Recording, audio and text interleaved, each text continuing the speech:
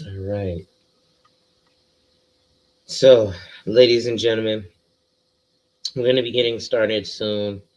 This is a webinar by NIFA, NAIFA, National Association of Insurance and Financial Advisors. And this will be in regards to Social Security.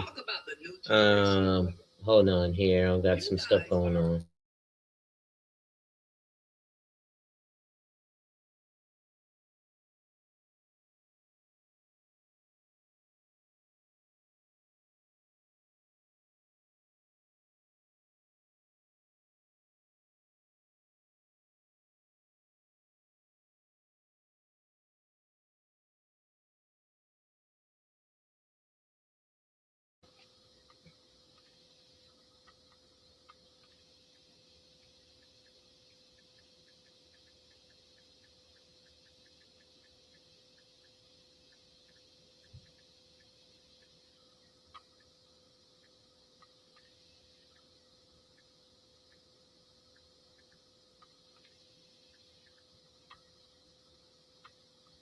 We're going to be getting started in a few minutes, ladies and gentlemen.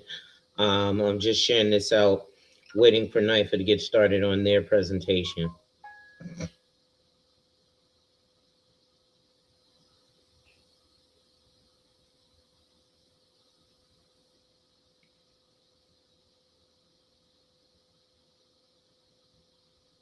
Recording in progress. And here we go. Hello and welcome to the webinar titled Social Security Literacy and Income Planning, the Missing Link in Insurance and Financial Advice. I'm Shannon Griffin of NAIFA and I'll be your host today. Thank you all for joining us. NAIFA and NARSA are proud to co-sponsor today's program, and NAIFA extends our thanks to NARSA for their sponsorship of NAIFA's Investment, Retirement, Estate, and Advanced Planning Center. Now, just a couple of quick housekeeping items before we get into the presentation. First, this webinar is being recorded, and all registrants will be emailed a link to the recording in about a week or so. Also, a PDF copy of the PowerPoint presentation is available, and you can access that via the link that was in your confirmation and reminder emails. Regarding CE credit, for today's live webinar, the credits available are 1 CFP credit, 1 professional recertification credit, and 1 CPE credit for accountants. There are no state insurance credits for today's webinar. If you requested credits when you registered, a certificate of completion will be emailed to you in a week or two, assuming you successfully complete the webinar. Also, for accounting credit, be sure to make a note of the 3 CPE participation codes that will appear during the webinar. After the program, you will need to enter those 3 codes on the evaluation in order to be awarded CPE credit. The codes are only needed for accounting credit, not CFP or professional recertification. If you have any questions at all about CE credits, just send a message through the Q&A or chat feature and I can respond to you directly. And submit any questions you have for the presenter in the Q&A feature. We may take some questions throughout the webinar and we'll also have time at the end. And now to our presenter, Martha Shedden, RSSA CRPC. Martha is president and co-founder of the National Association of Registered Social Security Analysts, or NARSA, and has trained thousands of financial advisors, tax professionals, and retirement specialists on how to navigate the complex web of Social Security rules to help Americans make optimal claiming decisions. Welcome, Martha, and I will turn it over to you. Thank you so much, Shannon. And thank you all for joining us today for this presentation. Some of you may have been on other presentations that I've given for NAIFA, and normally I'm explaining Social Security rules, benefits, claiming strategies, that talk about all the details and the benefits for Social Security. But today I want to focus on the importance of really understanding how the programs at the SSA work. Social Security literacy. My work for the past 15 years has been to explain and educate to consumers and advisors, all kinds of retirement professionals, about Social Security. And so I'm really happy to be presenting this webinar to you today. Next slide. So turning literacy into retirement security for your clients and practice growth for you. The Social Security myth, we'll look at that. Oops, wrong button.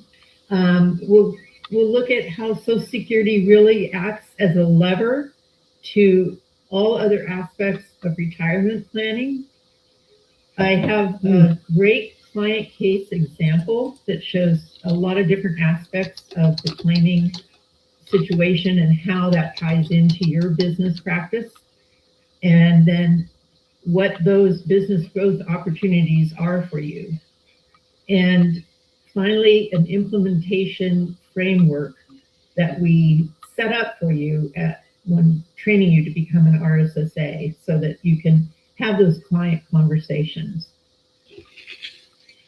So there still is really a perception problem about Social Security. Most Americans and many advisors as well oversimplify it, and they're focused mainly on the age. What age should I claim? And claiming age is huge. I mean, that does decrease if you claim prior to full retirement age, and it increases if you can claim later. But that neglects the importance of working with the whole household in the planning, not just each individual. The Social Security statements create a bit of a false sense of confidence because they show very specific numbers that individuals will claim at certain ages, but that's based on assumptions that are not necessarily going to be true for your clients.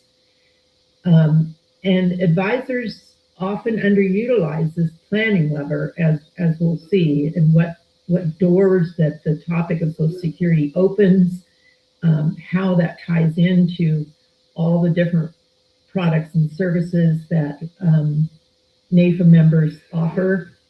And so that perception problem is really something that we're working on and trying hard to let people know that really understanding the nitty-gritty details about Social Security is going to be of huge value to you. So the longevity economy, which is really the total economic contribution of older Americans spending on goods, services, economic activity, and their financial assets. So that is really the driving force here. And it's a huge, as you know, a huge bubble since 2008 of the baby boomers that are moving into retirement. So it does, part of it is there are longer retirements. We are living longer, and therefore we have more years to be financially secure after we've stopped working full time.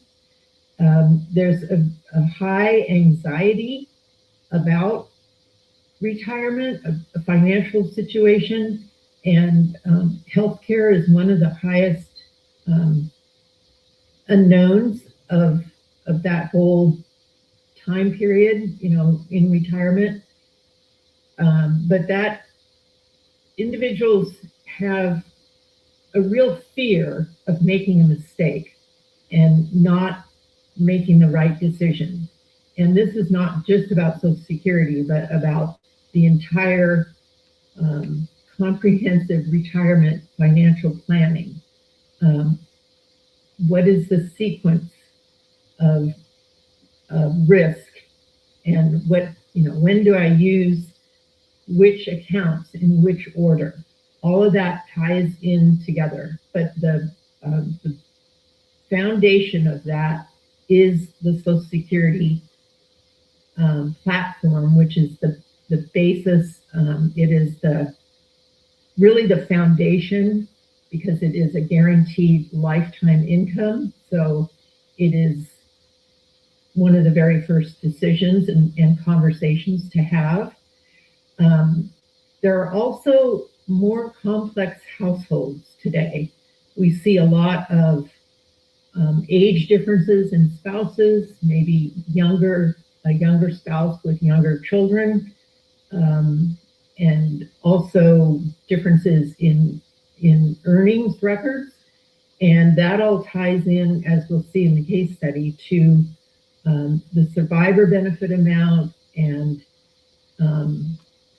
there's a lot of different factors that come into that decision when you have two people who are a great difference in age and difference in benefit amounts and have younger dependents. Social Security really does act like a lever. The timing affects the longevity of our portfolios. It can affect tax exposure, and we'll talk more about that. Social Security, taxation of Social Security income has been in the news lately, and that is a whole webinar on itself. But Social Security income can be taxed, and it ties into, if there is an income gap between when clients are quitting working and when they want to claim Social Security, what other funds might they use that would be a good way to manage taxation and increase their Social Security benefit? Survivor income is huge, and that ties into all kinds of different insurance products, long-term care, and life insurance and annuities. So that's a big part of the whole literacy, the understanding of how that survivor benefit is calculated, and making that decision as a couple in the planning stages, not waiting until later.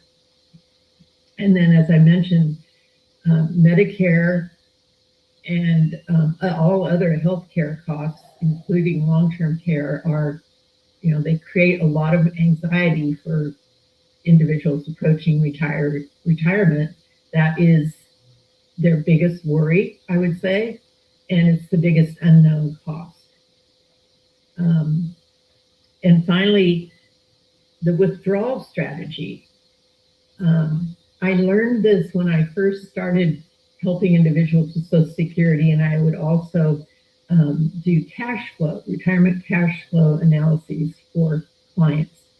And the interplay there between which funds you take out in which order and which ones you use, and the effect that that can have on the longevity of the portfolio and the taxation over the long term can just be tremendous. So all of this ties in together with why it is so important to understand just the intricacies of Social Security and the value it provides, but also I'm going to show you the value that having this conversation with your client provides for you as an advisor. Our first CPE code is NAIFA. So jot that down, NAIFA. Okay, so let's talk about the missing link in retirement advice. The myth is that it's just a government benefit. I'll figure it out later. I'm not retiring yet. I don't need to think about it yet. It's a certain monthly amount. I can't do much about it. It's just sort of a default, which is, I totally understand. That's where I was 15 years ago when I was looking at my Social Security, and I thought, it's a monthly benefit. It's maybe not that much. Does it really affect my retirement? Well, I wasn't thinking that I might live another 20 or 30 years. And wow, that with a cost of living adjustment, that is a huge, huge amount. It can be a huge amount of money. And for most retirees, it is their largest guaranteed lifetime income stream with a cost of living adjustment. It is the foundation of other insurance products and retirement planning. And lately, the retirement risks have shifted to individuals. Not lately, but over the decades. I mean, you remember when there were more defined benefit pension plans where employers paid their employees, just like a Social Security, they paid them a monthly amount, often with a guaranteed cost of living adjustment that was included with their employment.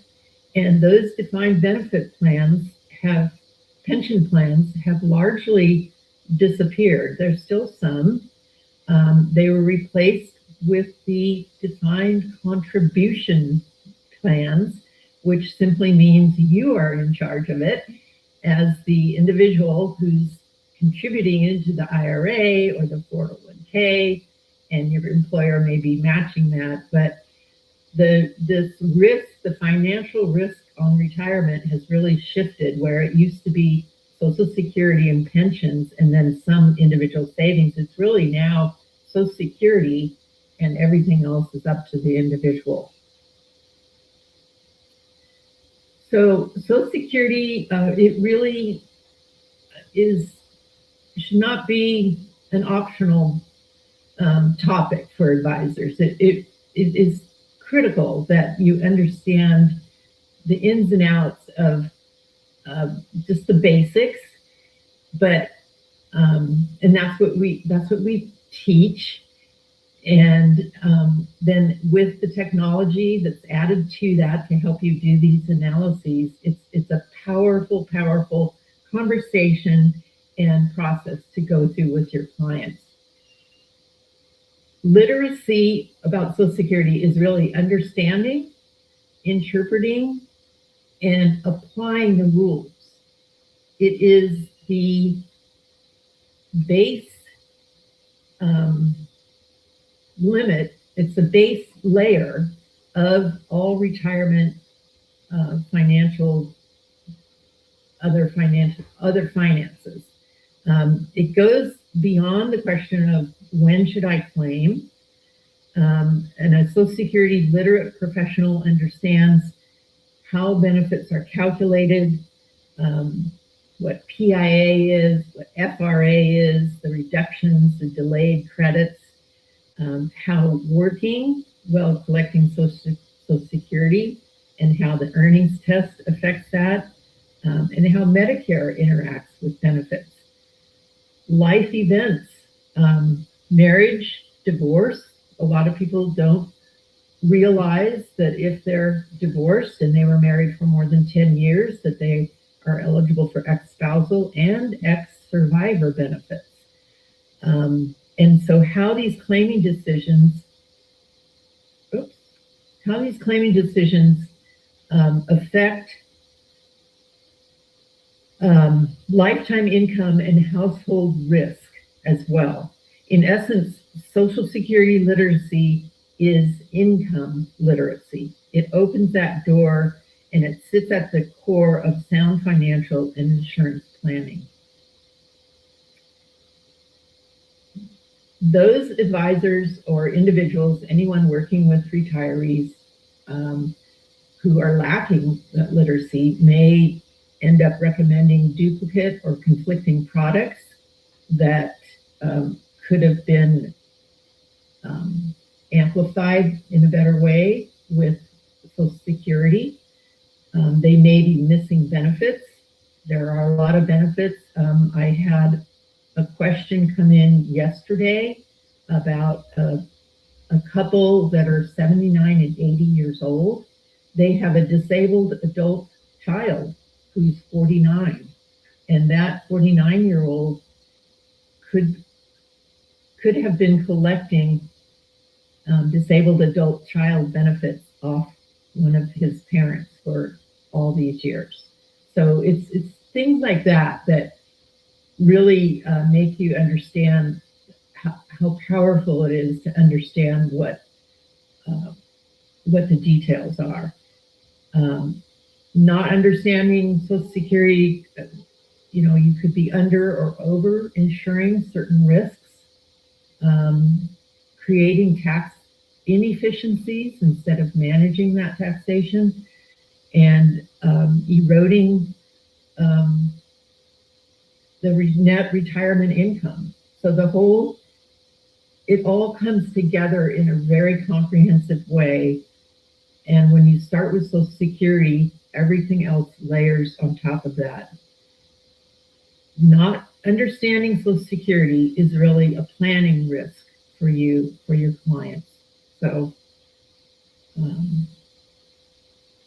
where advisors typically stop, this isn't true of everyone, of course, but there's common industry approaches. Oh, you should just file at full retirement age, or file at 62, or, let's look at the break-even math. Well, I'll go into that a little more later, but the break-even analysis is not really applicable to Social Security, and I'll talk about that later. But there are certain cases where it, of course, is correct for each of a couple to file at full retirement age, or if they need to quit working and possibly they need to file at 62. I'm not saying that's not the correct answer, but without analyzing that whole situation for the household, you simply don't know. The approach that we take is that this integrated income strategy, and it's really a process of optimizing the whole household. It's about looking at risk management for all aspects of their retirement. Advisors who are Social Security literate will design income strategies to coordinate with other services and products, such as annuities, life insurance, and of course, those Social Security benefits. You can identify overlooked family benefits and improve client outcomes by understanding all the details that apply to that client's case. A large part of this is protecting widows, caregivers, and disabled family members.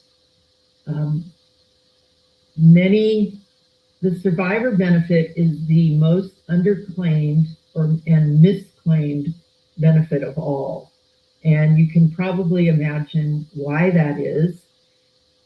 So by helping your clients understand this when they first retire and plan for it, you're going to be making sure that the survivor of that couple is well provided for and well aware of what they need to do and what amount they will receive when the first spouse passes away.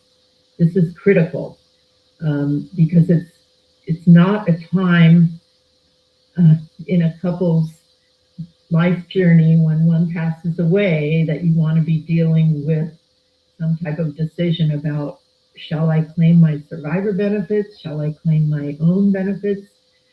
Because there is more leeway with survivor benefits. They're different than retirement and spousal benefits. There's a lot more opportunity to take advantage of letting one benefit grow if the survivor is eligible for both the survivor benefit and their own retirement benefit. You want to make sure that they time that claiming to maximize whichever one will be higher. The survivor one is highest at an individual full retirement age, but their own retirement benefit will be highest at age 70. So survivor benefits are a huge topic.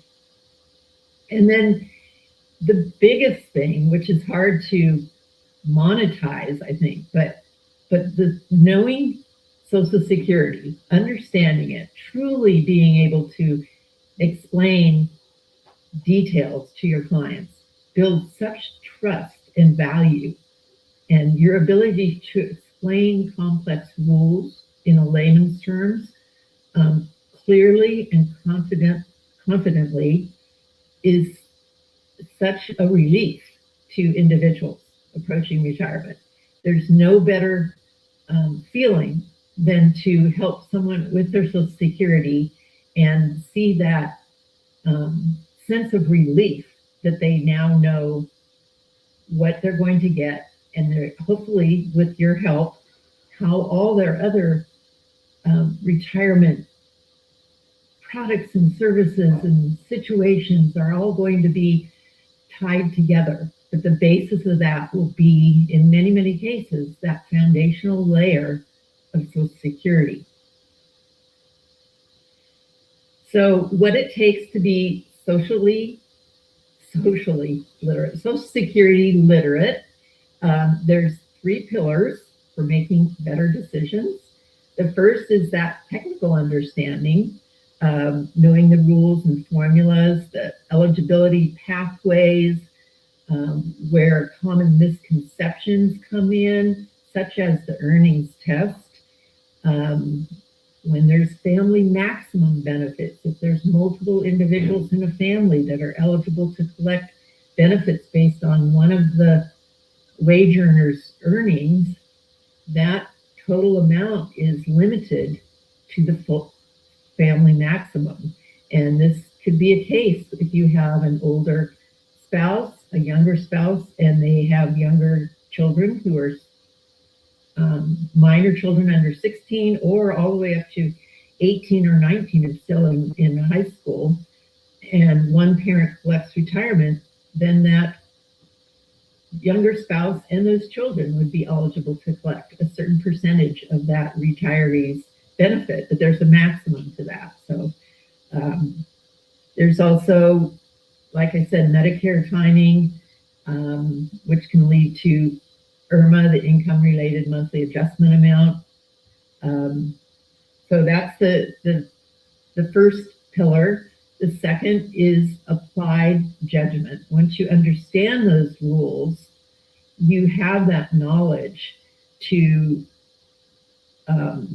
discuss and explain these complex situations.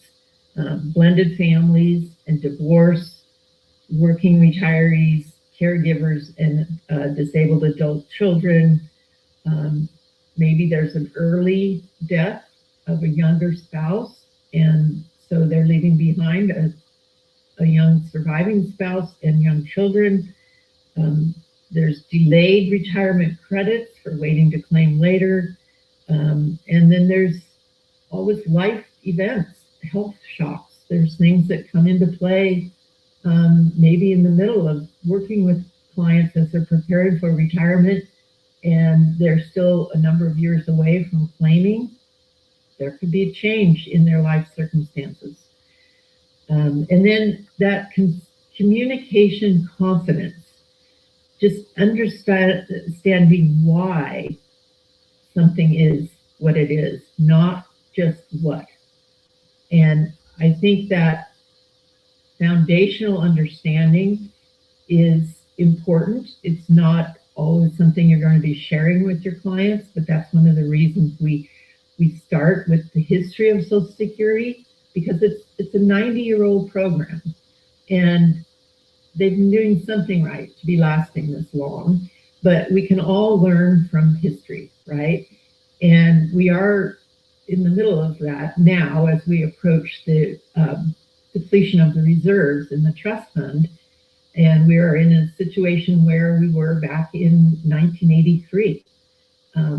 So history can teach us a lot, and that just gives you the confidence, I think, to really, really understand why things are set up the way they are. Because 90 years ago, it was a different world. And so you say, well, why on earth did they have this rule or that rule? But you can understand it in the concept of that was 90 years ago in the 1930s. So literacy shows up not in the perfect answers, but in better decisions, helping your clients with better decisions, and explaining the trade-offs that they will need to make, because it's really not the maximum lifetime amount you're helping them with. It's making the most optimal decision for their circumstances. And so then clients can make that informed decision, which is pretty much irreversible. There are two ways you can undo an application for claiming, but basically once you claim, that is the amount with the cost of living adjustments that you'll receive for the rest of your life. And true literacy is not memorization. It's judgment put in context and coordination with everything else that you are helping your clients with. Technology for Social Security literacy, it doesn't replace the expertise, but it scales it. And the technology alone is not enough, because that knowledge and understanding for explaining why something is being recommended is missing.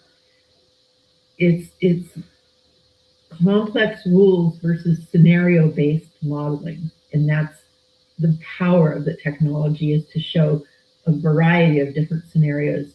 There's visible trade-offs from claiming ages and benefit types. Benefits are analyzed accurately and consistently for all clients, and that technology is kept current with current Social Security rules and numbers that are released every year, and it empowers individuals with this lifetime income decision, this huge amount that they will be relying on for a lot of their income in retirement. Turning an elite skill into an enterprise capability. With the power of technology, whole businesses can benefit from that for their clients. And it improves our confidence and consistency to have that technology verifying what it is that we're helping the clients decide. It also links public benefits to private solutions, and that's where you come in, is what are the solutions that you can help your clients with that may be lacking when they make that decision, and you see what that income will do to their lifetime stream. So now we come to a case study, and this is I love this case study. It covers a lot. It's a case of John and Mary. John has a primary insurance amount of $2,800. That's the amount he will claim at his full retirement age, which will be 67. Mary is younger, and she is 63. She has a PIA of $900, and that, like John's, that's what she'd collect at her full retirement age. Now, they have a portfolio of $750,000, and they would like to retire as soon as possible. So the simple claiming might be they both claim early. They will use some of their portfolio withdrawals to meet their financial needs. Because if they claim early, they're going to get a lesser amount than this PIA. That's the amount they receive at 67. If they claim at 62, it's going to be decreased, and we'll see that in a minute. The results, these are just example numbers, but this is run through software that has determined this, is that their total lifetime benefits for the two of them is $1.18 million. Now, I'm not sure what life expectancy we're using, but a lot of times, that's a whole nother topic, but life expectancy should be considered maximum life expectancy, not average. And sometimes that assumption might be age 90 for women and maybe 85 for men. But their survivor income risk is higher because they claimed earlier. And so whatever that survivor is going to inherit will be the higher of the two amounts. which would be John's, but he took a cut because he claimed early. And the analysis shows that their portfolio will be depleted at age 88. Now, this is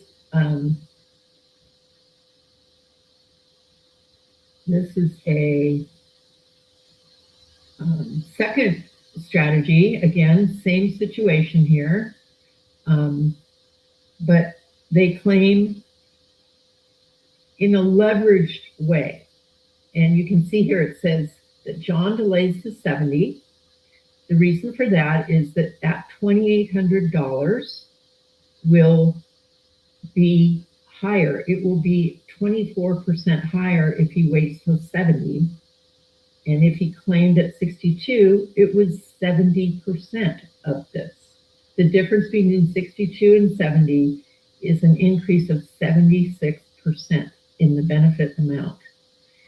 So by the higher earner delaying, then that is going to be the amount that the survivor, whether that be John or Mary, would inherit at the first spousal death. So if it was, if Mary were to pass away, John would maintain his high benefit. If John were to pass away first, Mary would inherit that higher amount that John is receiving because he waited till 70. Mary can claim strategically, and what this means is that she's eligible for a spousal benefit because 50% of John's PIA is $1,400, and if she claims at full retirement age, she's eligible for $1,400. It would be comprised of her $900 amount herself, plus another $500 of spousal benefits for a larger amount to $1,400. She won't get more than $1,400 even if she claims after full retirement age. Her portion of the retirement would increase, but not the portion of the spousal. So the maximum she could receive is $900. Now with the age difference, John could, once John has claimed, she's eligible for spousal benefits. But if John has not claimed benefits, Mary might want to claim at 62. And he's 3 years older, he's 65, so he hasn't claimed yet. She's not eligible for spousal benefits yet. So she would collect her own benefit, and then when John applies at 70, she would then get a bump up to that $1,400. So these are the details that come into play. But in this case, by analyzing that situation, their lifetime benefits of Social Security increased from 1.18 million to 1.36 million. Their portfolio depletion lasted till age 93, which is wonderful. And that survivor protection is strong because John waited to claim until 70. Martha, quick question we got on that. Yes. The question is, what inflation rate is being illustrated? The inflation rate so that's a good question. When we talk about lifetime benefits, we're talking about the net present value of those future dollars. So that $2,800 or $900 over the next 20 or 30 years, that's being calculated into the net present value today. And that's an assumed economic setting. We check that monthly and adjust the software to make sure we're in line with the current economic recommendations that are being used. And then of course the cost of living adjustment is part of all of that, because that future value of that money is going to have that cost of living adjustment added to it. But when we show in the software annual And monthly amounts, we do those in today's dollars because they are immediate. They are right now and they are comparable to other scenarios.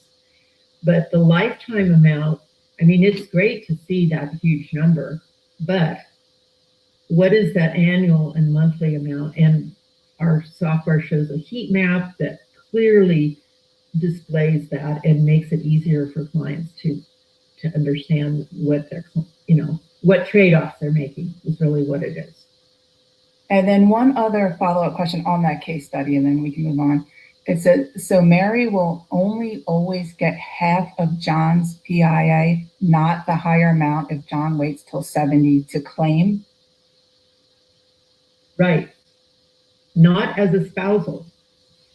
She would get a higher amount as a survivor, but if they're both living, she's entitled, and it's gender neutral. They're each entitled to spousal benefits based on the other's earnings record. And what you get is the higher of the two amounts. So if John and Mary, if John collected at full retirement age, 2,800, and Mary collected at 62, it's so much in the details, and I'm not really going into that much in this webinar, but both retirement benefits and spousal benefits decrease if they're claimed early. So yes, she would not receive 50% of what John would receive at age 70. She is limited to spousal benefit being 50% if she collects that at her full retirement age and no higher than that. Okay, thank you. Mm-hmm. And the second code is 0324. Okay. So the business lever, how this all ties into what you all do and help your clients with. There's an income gap analysis that becomes evident depending on claiming age and their other assets and income. Very much tax bracket management. We talk about it with our RSSAs. This is a team effort. Our RSSAs are all different professions: finance, insurance, tax, estate planning,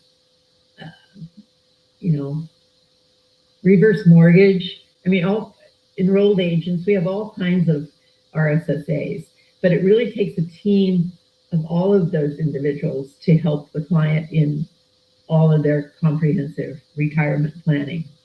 And a big part of that is taxation. Medicare IRMA exposure, that income related monthly adjustment amount, wow, that can really increase the premium for Medicare if there's an increase in income. And one time when that can really happen is in our 70s. Currently it's age 73 when required minimum distributions kick in. We don't have a choice. Our income will go up. So that ties in with the amount of Social Security that might be taxed as well at that time, and that's a whole nother topic. Long-term care funding, that is something everyone worries about. Do they have long-term care insurance? Do they have equity in their home that they could use as a home equity conversion mortgage?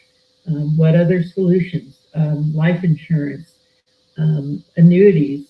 Should you set them up with an annuity? Would that be a good solution?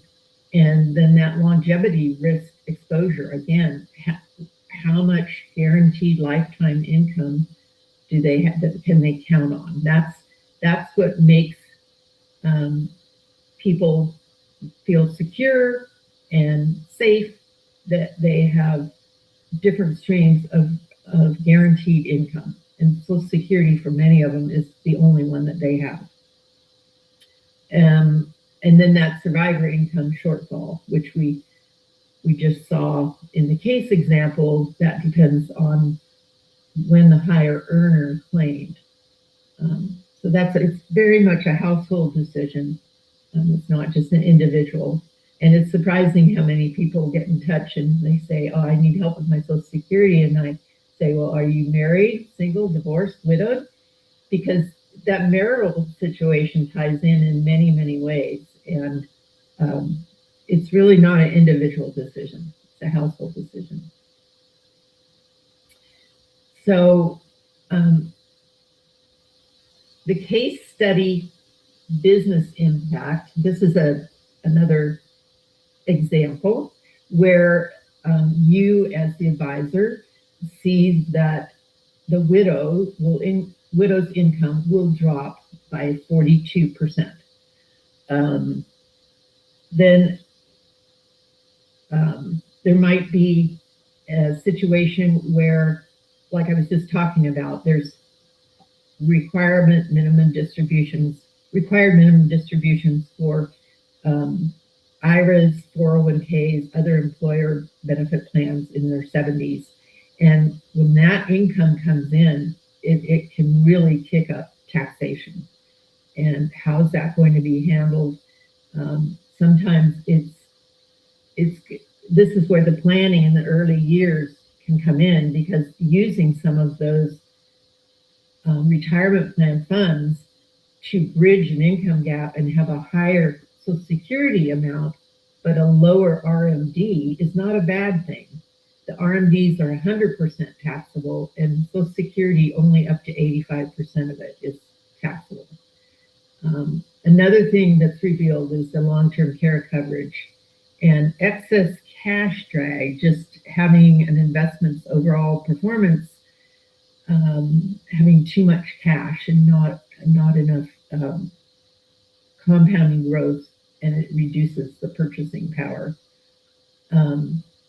So there's opportunities here for, a single one-time payment premium, annuity maybe, Roth conversions for those RMDs, maybe at an earlier age. It makes sense to take some of those that will be fully taxable, pay the tax at an earlier age when income isn't as high, and reduce those RMDs. So in a lot of cases, we're assuming our income is going to be lower in retirement, but if it's not, that's going to be a tax issue. Long-term care solutions and a managed distribution plan. That's that cash flow analysis. Which funds am I taking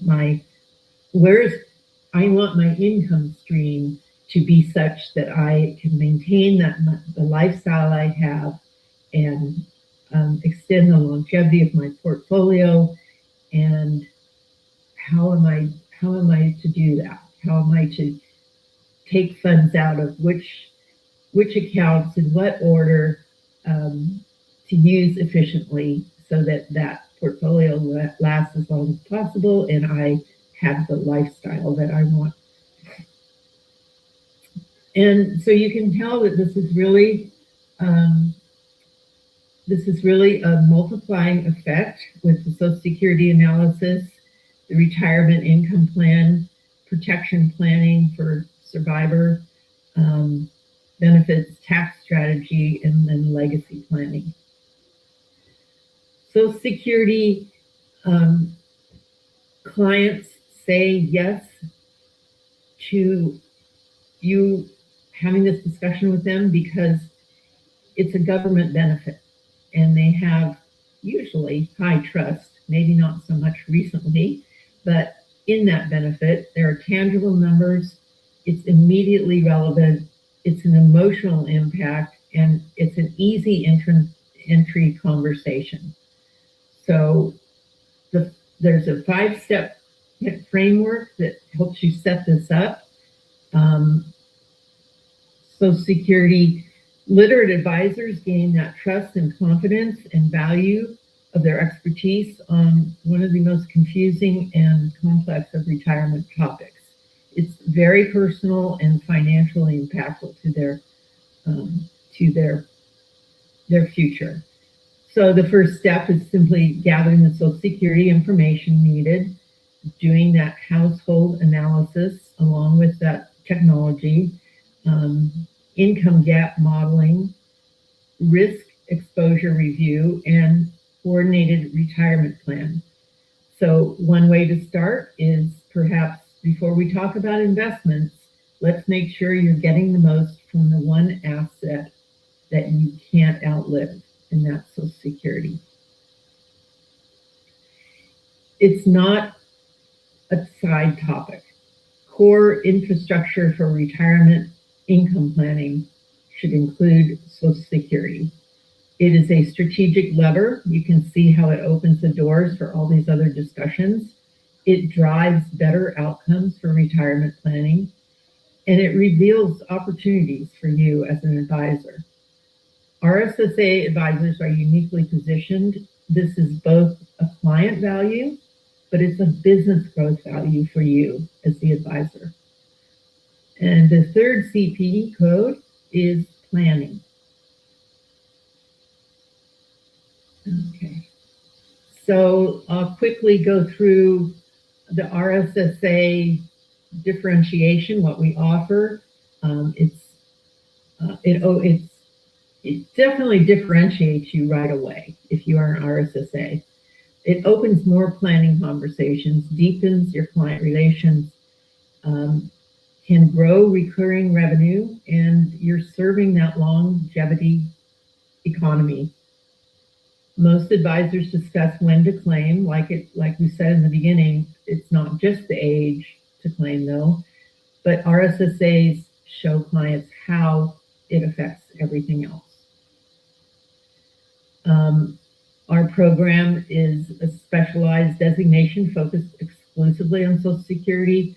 We offer advanced education, training, and claiming strategies, the rules, the optimization.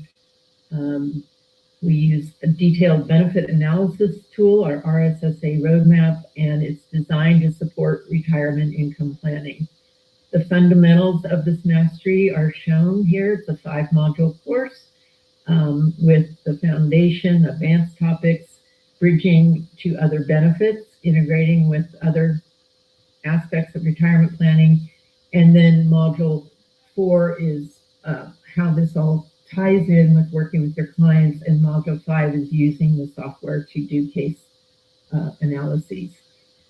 So it's really a turnkey Social Security platform meant to bring you into this comprehensive ecosystem that is providing you with the education, the technology, and then the business support. We don't just send you off after you've passed the exam. We have ongoing annual membership, includes software, success trading, lead generation tools, marketing, back office support, and ongoing education and CE courses. This is a screenshot of the roadmap reporting page once someone has entered all their information. You can see the level of detail here, the filing option heat maps, the PIA calculator. I mean, that's a whole nother webinar. But that's what we've developed, and it ties in very nicely. It's very user-friendly for both the client and the advisor. And so remember that the claiming decision is simple, but the planning opportunity is not. And that's where you come in. Thank you so much. We do have a link here to a special landing page for NAIFA members who may want to become RSSAs. And Shannon, I'll let me know if you have questions. Yes, we do have quite a few questions, so we'll just get to as many as we can in our time. Let's see. Earlier on, there was a question. Isn't paying tax on Social Security benefits a double tax?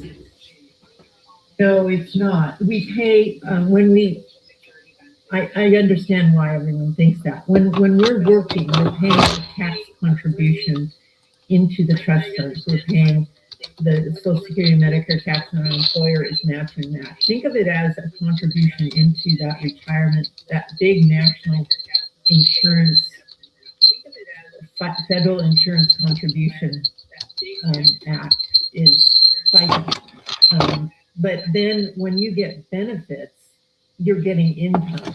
And so it wasn't taxed until the 80s. And then in the 90s, it was a larger amount was allowed to be taxed. But it isn't, technically you're not paying tax on it twice. You're paying two different, you're contributing to the system and then you're paying income tax on the benefits. If John dies after starting draws at age 70, Mary then gets the higher as a surviving spouse. Is that correct? That is correct. And she gets that highest amount if she waits to claim that survivor benefit until her full retirement age. Okay, and can you clarify how spousal benefits are calculated if, say, the spouse has been working throughout? So both, as I showed an example, if most couples now are dually entitled, they have their own retirement benefit and they're possibly eligible for a spousal benefit. The spousal benefit is simply 50% of the other spouse's primary insurance amount. And that 50% is available to the collecting spouse at the collecting spouse's full retirement age. But the interplay there between each of the individual's own retirement benefits and these other benefits such as spousal and survivor are where it gets very, very detailed.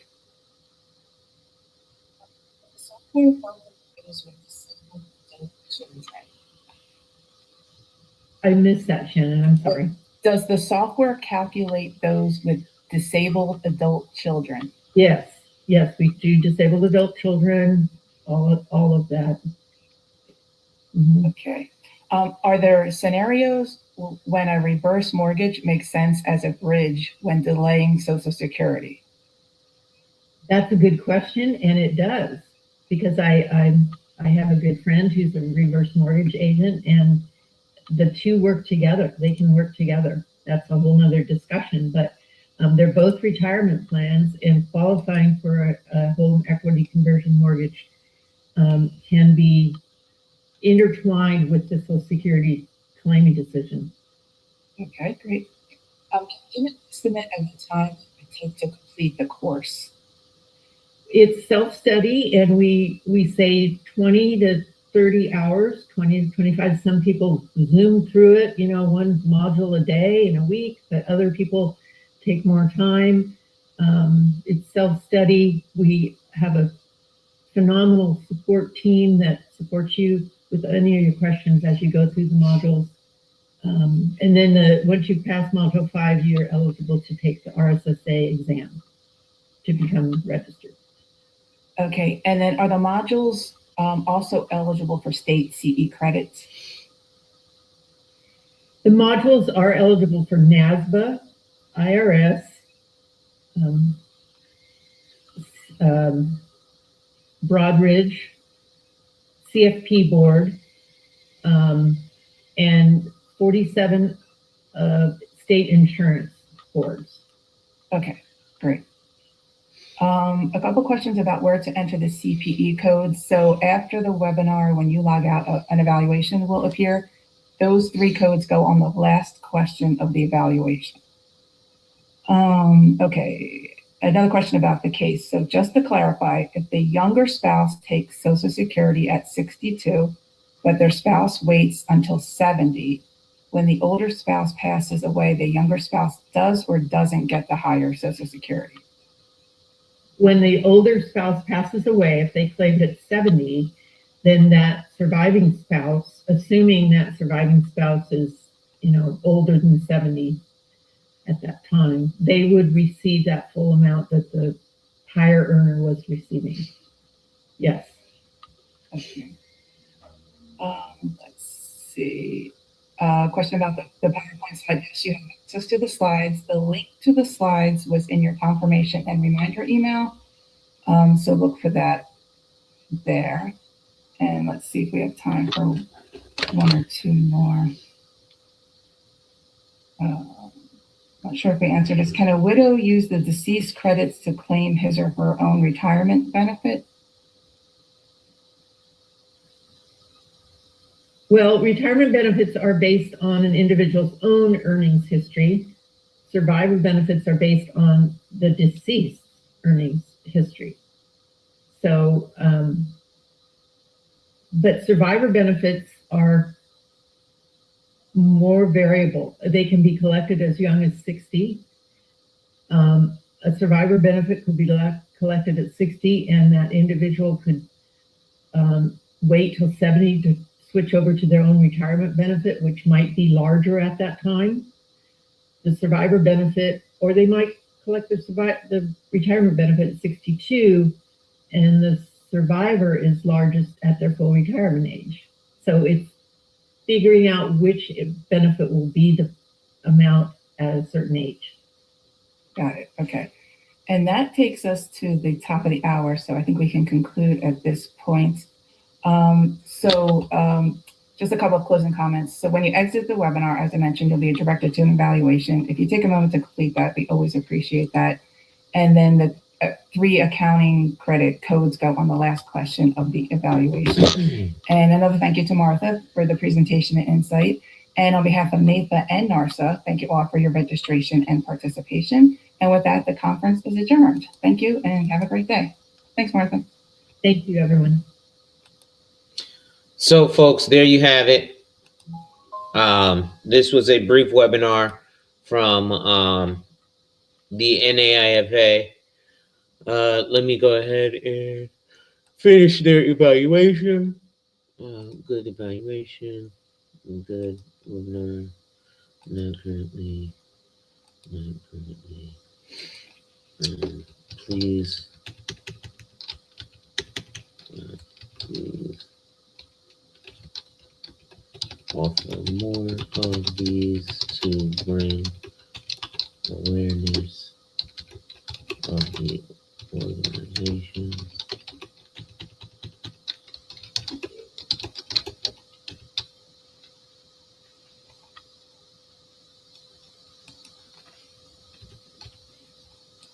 To the general licensed community.